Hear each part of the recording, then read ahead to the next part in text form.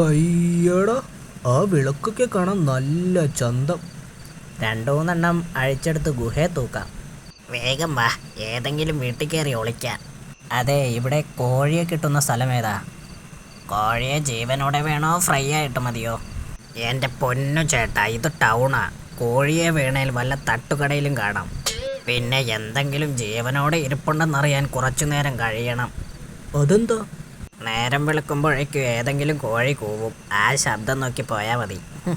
തൽക്കാലം ഇവിടെ ഏതെങ്കിലും വീട്ടിൽ കയറി ഒളിച്ചിരി.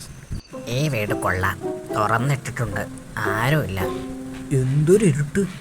വഴി ഉണ്ടാക്കാം, ചേട്ടൻ എന്നെ ഒന്ന് പൊക്കിപ്പിടി. ഏ അടിപൊളി സെറ്റപ്പ് ആണല്ലോ. അയ്യോ, കടുവ. പേടിക്കേണ്ട ചേട്ടാ, അത് ചേട്ടൻ തന്നെയാ. വീട്ടുകാർ വരുന്നതിന് മുമ്പ് വേണേലും മേക്കപ്പ് ഇട്ടോ. ഏതോ പൗഡർ ഒന്ന് വെളുക്കട്ടെ. അയ്യോ, ഇതെന്താ? പെർഫ്യൂമാ, നല്ല മുല്ലപ്പൂവിൻ്റെ മണം കിട്ടും. എന്നാലും ഇത്ര ധൈര്യമായ വീട് തുറന്നിട്ടിട്ട് പോയ അവരെ സമ്മതിക്കണം. ആരാ ഇവിടെ താമസം? ദേ, ആ പടത്തിൽ 2 പേരെ കണ്ടോ? അവരാ ഇവിടെ താമസം. അയ്യോ, ഇവന്മാരെ ഞാൻ അറിയും. പണ്ട് കാട്ടിൽ വന്നിട്ടുണ്ട്. പേര് കേട്ട ഡിറ്റക്റ്റീവുകളാ രണ്ടും.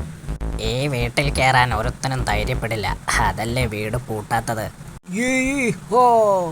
അയ്യോ, എത്തി, അവന്മാരെത്തി. ഒളിച്ചോ? എവിടെ ഒളിക്കാനാ? എവിടെയെങ്കിലും